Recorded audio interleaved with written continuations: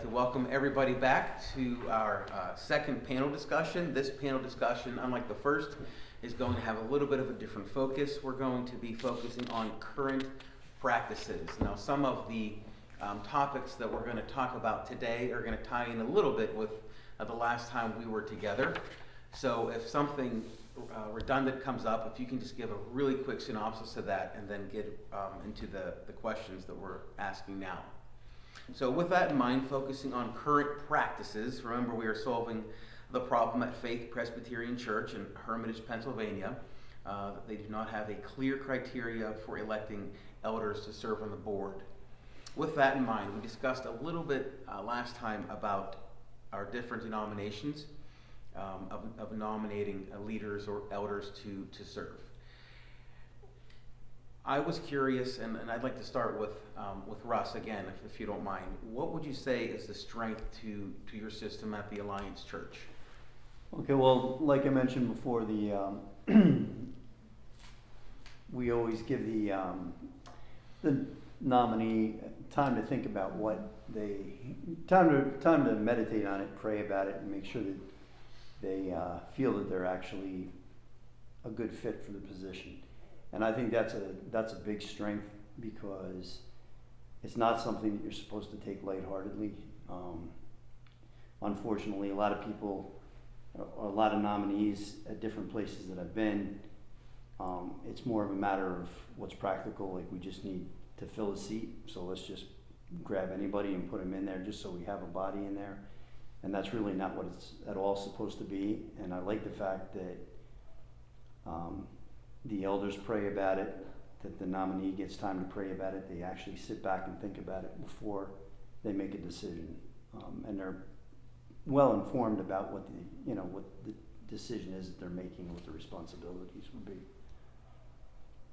And I think that's a big strength to the way that we do it. Mm-hmm. I would agree with that. What about you, Chris? What would you say is a strength?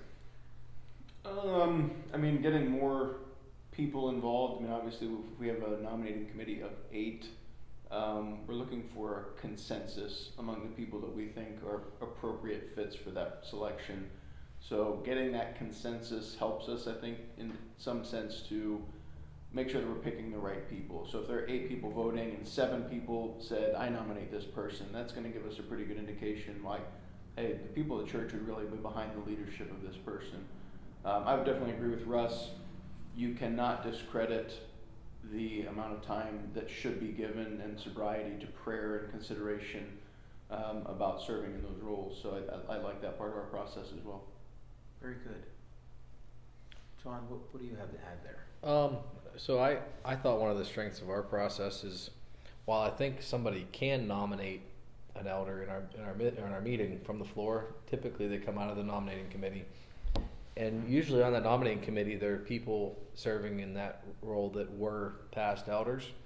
So it's typically they can answer the questions of the people that we're asking to serve, and kind of give them a heads up what to expect and that type of thing. So I think there's some strength in having some experience on that nominating committee, because they already know what type of person is going to be a good fit. Mm-hmm. Deb? Well, I think one of the strengths that you need to have is knowing the members of the congregation.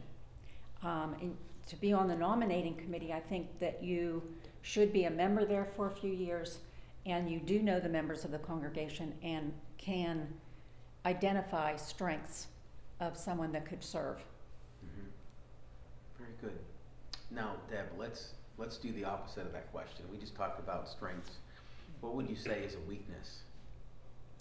Well, if you have a small congregation, your selection is limited. I think one of the biggest weaknesses in ours is that when you ask someone to be an elder, if you don't explain what an elder is and the different committees that you can serve on, they don't know, and they're more apprehensive as to what am I getting myself into. John, what would you add to that? I don't know that it's a weakness of our system, just as much as in like what Deb said. It just seems like in general in society, people it seems like the same people are the people that are serving time in and time out. And I don't know that maybe it's always been that way, but it just seems like people are less likely to raise their hand and want to put themselves in the fray. Mhm. Russ, what would you say is a negative at the Alliance Church? I would say the actual conclusion where we do the voting at the annual meeting to put people in, because even though the congregation is aware of who's going to be on the ballot in advance, it's my experience that people don't really prayerfully consider it. They look at the ballot, mark down, yeah, that's good. That means I'm not on it this year. Boom. They check it off, and I feel like it makes it easier for them to avoid responsibility as opposed to actually, we're supposed to be taking on this role eagerly and willingly and wanting to do it. And instead, I think people use that voting system as a way to say, instead of being willing to do it, it's a way for them to say, hey, I don't have to do it if I can get this person to go in and do it. And that I think leads to getting the same people over and over again also, because when you have somebody that's willing, we start to abuse them rather than saying, hey, I want to do that. I want to do it, because we should be wanting to do it and wanting to serve as opposed to trying to get out. Mm-hmm. I never thought of that. That's good. Chris?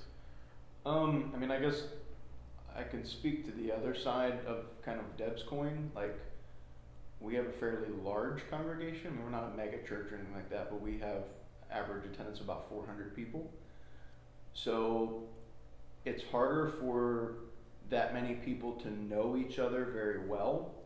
And so the names on a list of people who've been nominated, there's just some ignorance there. Like, who is that? Have I ever seen them? Do I even know them? And even we have like 240 members who are members of the church. They're the only ones who are allowed to vote in our process. But even among them, it's not uncommon that we get people who show up for the meeting that this is only the second time in a year they've been at the church. They don't really know what's going on, but they can still cast a vote. They might not know the person. They look good. They seem like a decent person, or they held the door for me once. Maybe they're a good person. So there's just, I think, a weakness to our system is that there's just some ignorance on the part of the congregation as to knowing whether or not these individuals are really quality individuals. Mm-hmm. Maybe we need to start doing like they do for the presidential debates. Have the candidates have a debate on Sunday morning and service. truly, that's the opposite of it, and that would be terrible. Like, honestly, that's a concern, because we don't want people candidating for those roles. You know what I mean? So it is such a fine line between educating people and turning it into our previous election or something like that. We don't want that in the church. Right. It's interesting how every church system has its strengths and weaknesses. Mhm. I guess the one unifying factor is these things are relationship driven. Mhm. It's those relational ties are really important. To know who should be there or not. That's driven by the quality of relationships you have with people. Okay, so again, we're focusing on current practices. One of the things I was curious about was, how have expectations changed while choosing those who serve on the board from, say, even 20 years ago? How are we choosing people today? John, you want to jump in there with that one? Like I said in one of those prior questions, I think there's been a shift away from as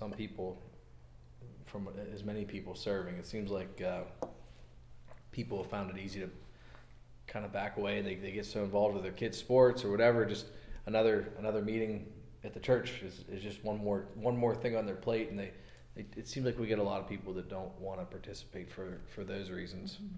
And I'd say that's changed from 20 years ago. But I think that's an issue that any organization that relies on volunteers is facing right now. Like, Right. you talk to your kid's sports program. It used to be years ago, there were 20 people who wanted to sit on the board of that. Now they literally have to beg people, hey, will you fill this role? Will you fill this role? And that culturally, it's strange that has become that way, but people are much less likely to get involved on, I guess, what they consider a deeper level. And so, yeah, it does make it difficult. We'll circle back to that in a second, maybe ask the reason why, if we can briefly, but I'm just curious to hear from the other two. I think more women are serving now than like 20 years ago. I think there were more men that were elders, and I'm happy to see that we're getting a few younger people. But again, like John said, the sporting and the activities with the kids. I mean, the family unit has changed so much. There used to be nothing going on Sundays, but now anything and everything can be happening on a Sunday. Yep.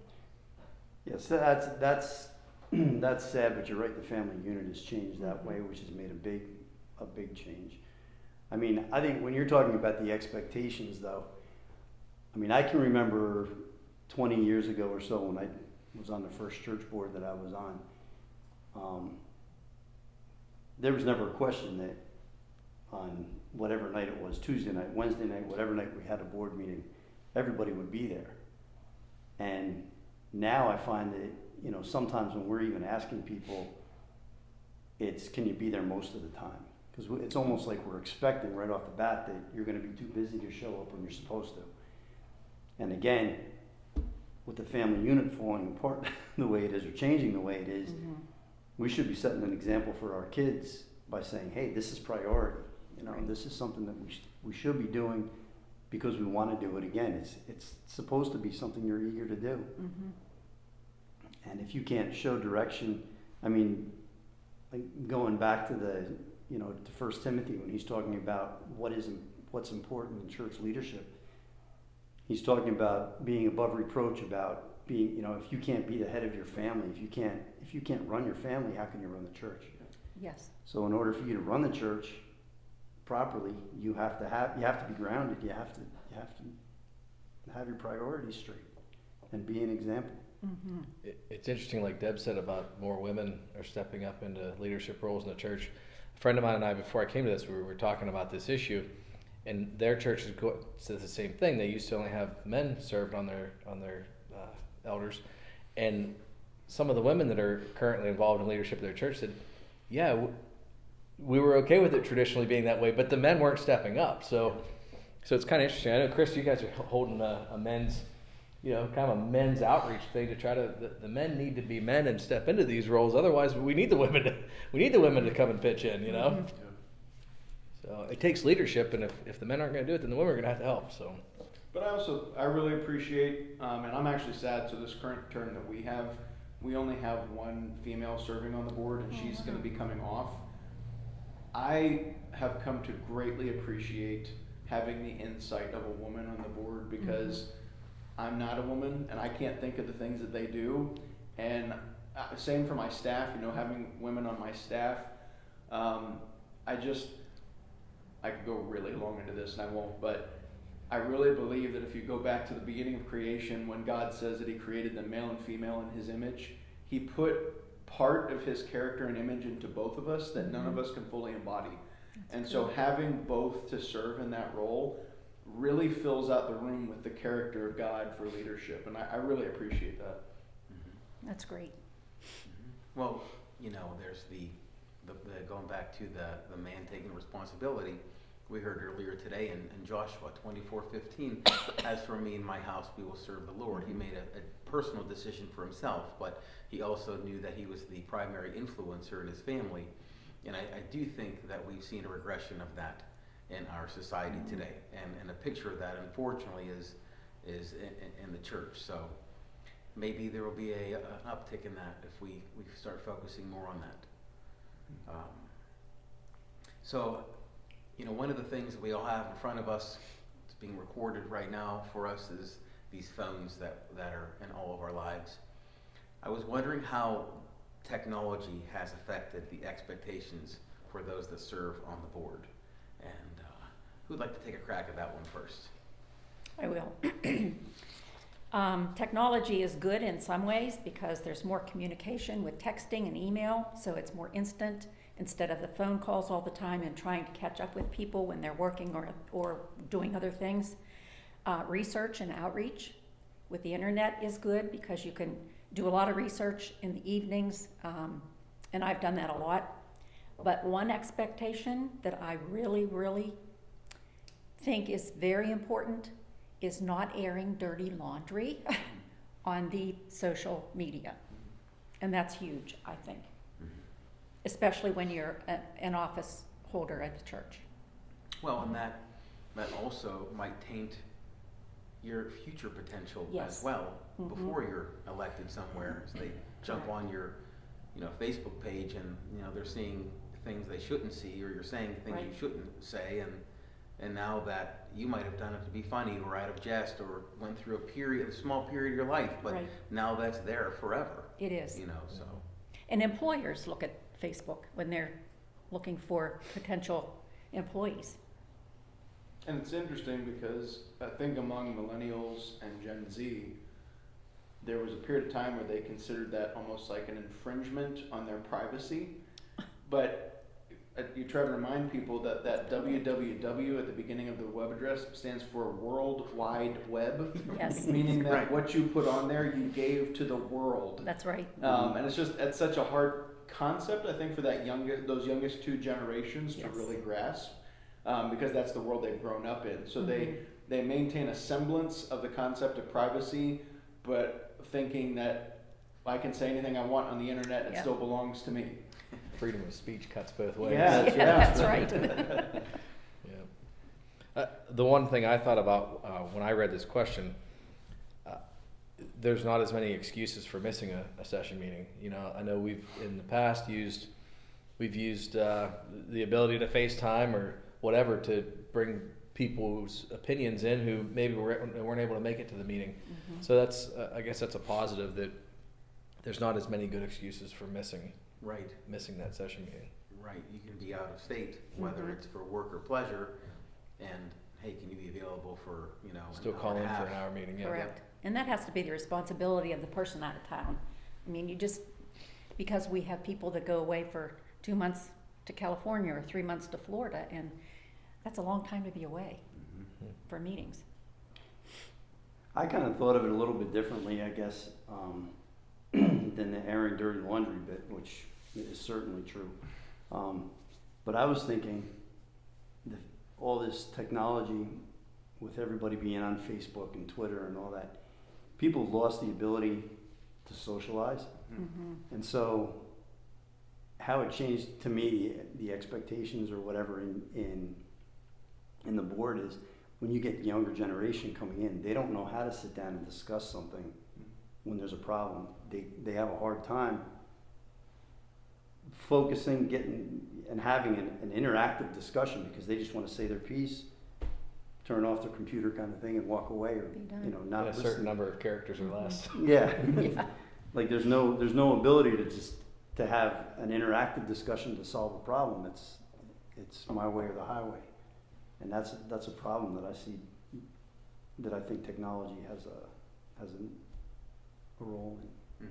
So we see that now if you have young kids, but then I Mhm. guess that is a future practice would be is how are they going to be able to serve effectively on a board because they're not used to having conversation skills, problem solving skills. Well, and they've also been told that if anybody disagrees with them, that it's not you're taking me outside of my safe space, or there's hatred if you disagree with me. There's a lot of that goes on as well. And I think to piggyback off of what Russ said, one thing that concerns me about the advancement of technology, especially in the realm of texting and email, is that God himself is relational and has called us to be relational.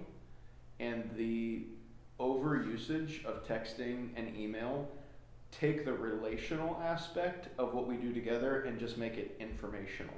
So I don't have to have a conversation with you. I can just shoot you a text that tells you, here's what's going on. I just want your information back. Mm-hmm. And so I think that can be a real detriment Mm-hmm. to the direction and how technology has tainted us to some extent, where we're more just interested, give me the bottom line, give me just the information, I don't really have time to be relational in this moment. Just give me what I need to know, and I'll give you what you need to hear.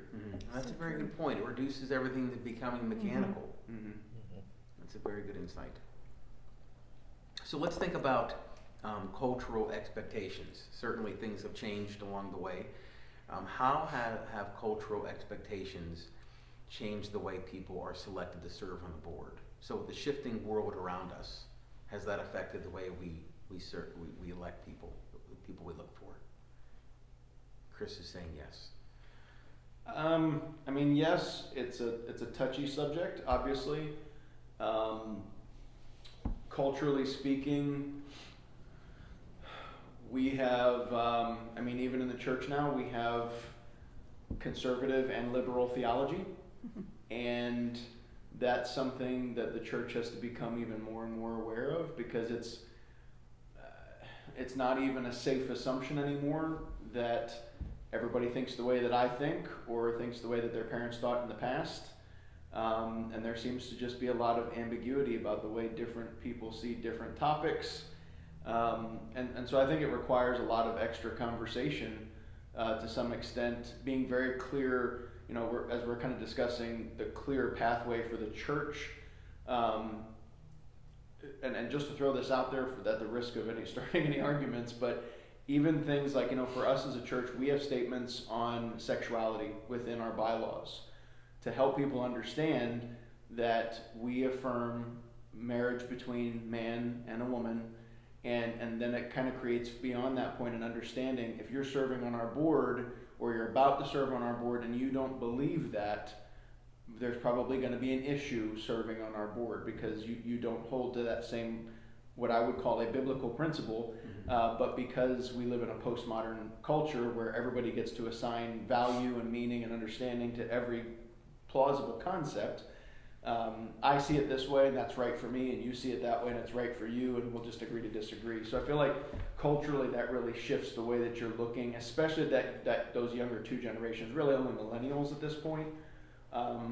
But it definitely changes the way you're approaching it. Very good. John, I see you shaking your head. You're nodding in affirmation. Would you like to say anything?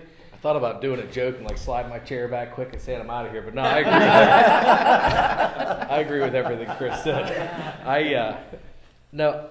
I think that, and we've talked about this before.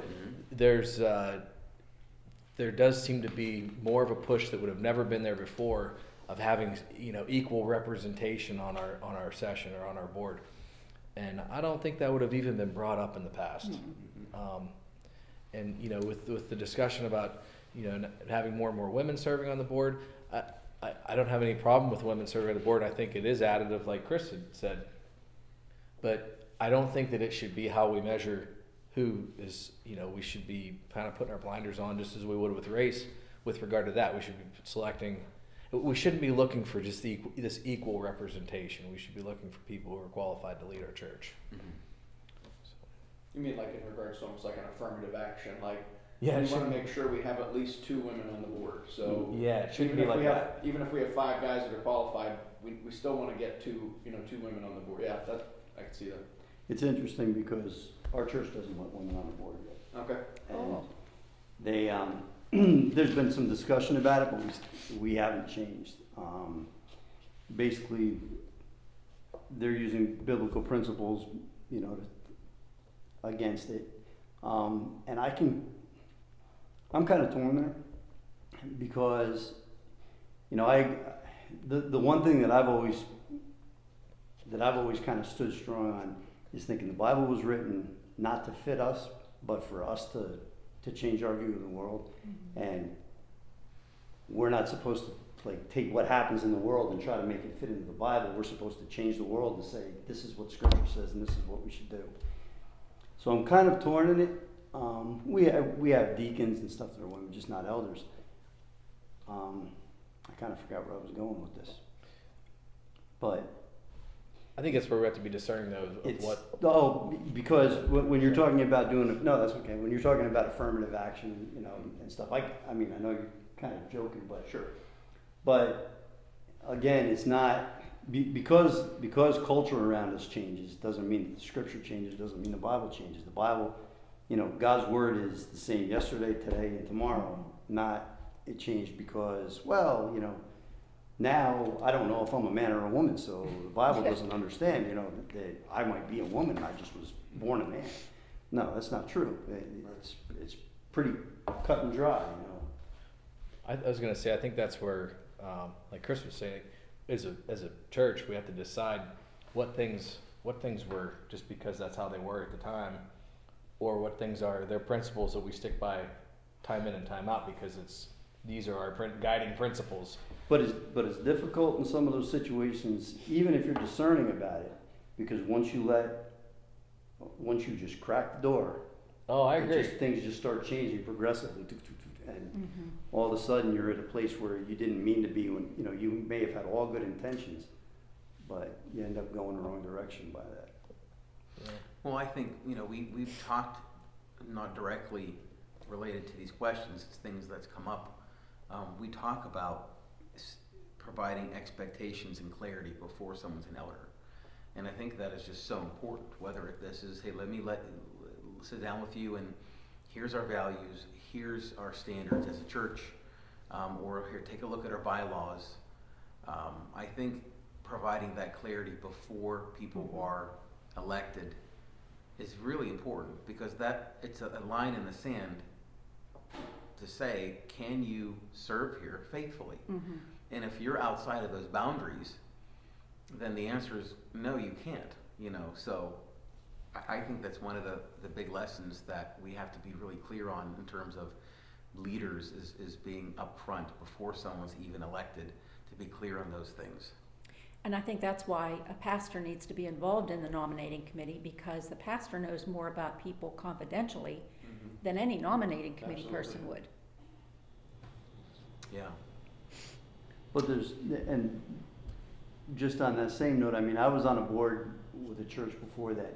When it came to where there was a direct, all that they were asked to do was say overtly that we believe Jesus is the Son of God. We believe, you know, basically we believe in the Trinity. And because they were afraid of offending people in the church, they decided not to overtly put that in their mission statement. And I'm thinking, that doesn't make sense. That again is your confidence. You have to biblically stand up for what you're supposed to be doing. I mean, yeah, if you can't lead, it just creates problems down the road. Yeah. And that's where I think what you're speaking to in this entire project, creating clarity. And it is so important to create that clarity because there is way too much room, especially in a postmodern culture, for everyone to just assign whatever meaning, whatever intention, whatever outcome they think in their minds. And so the better policy that we have in place to lay out those expectations, the job description, the who's eligible, you know, all of those things really closes some of those loopholes for there to, you know, good intending people, even as Russ said, who might be, hey, let's just make this little change. But that little change could have us off quite a bit in 20 years. Yeah, yeah, that's good. A wise friend of mine said one time, they said, to be unclear is to be unkind. Okay, our last question is, what is one misconception people may have before they are elected to the board? So, you know, we've danced around that a little bit. We acknowledge that. But what have you found to be one or two things that people said, wow, before I was on the board, I had no idea about, or that this is what entailed? What, instead of being general, what is one or two things you can think of?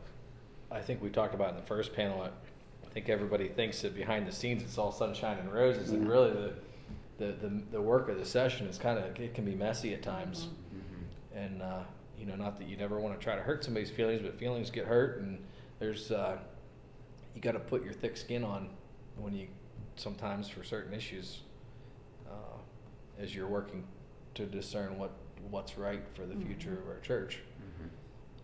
So I think a lot of times people don't realize that they're getting into something that might change how they view it. You know, like I said, I grew up in our church, and I always just thought it was kind of just fun to show up and play kickball in the yard with the youth group, and there's a lot of work that goes on behind the scenes to make that so that we can provide that for the families that call our church home. Mhm. Anyone else? Well, That's, whoops, sorry. go ahead, Bruce. On this, it's on the same note, that's the same kind of thing I was thinking, that when new people get on session, a lot of times, the biggest thing I hear afterward is, you know, they're not thinking about the fact that you're still, church is made up of people, and people are people. Mhm. And they start seeing all the disagreements between, you know, there might be 2 sides, 3 sides in an issue, and all of a sudden they realize, wow, I didn't mean to get into the middle of this. And then they regret it afterwards, you know, because nobody made them aware that's gonna happen. I mean, it's inevitable, it's gonna happen. Mhm. And when they start hearing that dirty laundry, it starts changing their opinion of people, or, you know, and you have to learn to forgive and to move on, and to find an agreement, and to lead. I mean, as part of the governing board, you're supposed to be trying to lead everybody in the right direction. You can't you can't take sides, you have to try to guide everybody the way you're supposed to be going. I think that a lot of people don't feel like they're qualified or prepared. And one statement that I like that I have read different times is, God does not call the ones who are prepared, he prepares the ones who are called. The disciples were men who came from all walks of life, and when they started to follow Jesus, he prepared them. They learned from him. I like that quote too. You know, we've been reading through 12 Ordinary Men Mhm. as a men's get-together fellowship group. Actually heading there after this, and that's the lesson Yes. you learn out of that, is that these guys all came from all walks of life and Yes. were put on the right path. Mhm. So. Chris, would you like to wrap that up? Yeah, I mean, I think there are a lot of people, and then I think all of you can identify with this to some extent, and I guess I can say I make this joke quite a bit from the position of being a pastor. The view from the captain's chair is not like any other. And there are just a lot of things that you don't understand until you sit in that chair. And that's the reality of serving on an elder board. You know, there's just ignorance of what they do. We all live with this kind of misconception that we're all sheep and we're following the great shepherd, and he's just going to lead us to green pastures beside still waters to quiet our souls. And we don't really have a theology of what happens when sheep start to bite, what happens when they fight with each other, what happens when they make messes, and it can be really disheartening. And there's just no way to really prepare someone for that. So I think that, again, what we talked to before, that they need to be spiritually mature before they get into this role, because it is going to be messy. Even in the best of terms, if they serve for 2 to 3 years, they're going to go through a mess or two that really they just didn't see coming. And so they're going to need to be spiritually mature enough to handle that. Well said. Well, listen, I'm going to thank you all for coming out for our second panel discussion. That's going to wrap it up, and I'm looking forward to the next time we get together for our third panel discussion. So thank you for your time. Thank you. Thank you. Coffee break. I feel like we should somehow explore, you know, what's the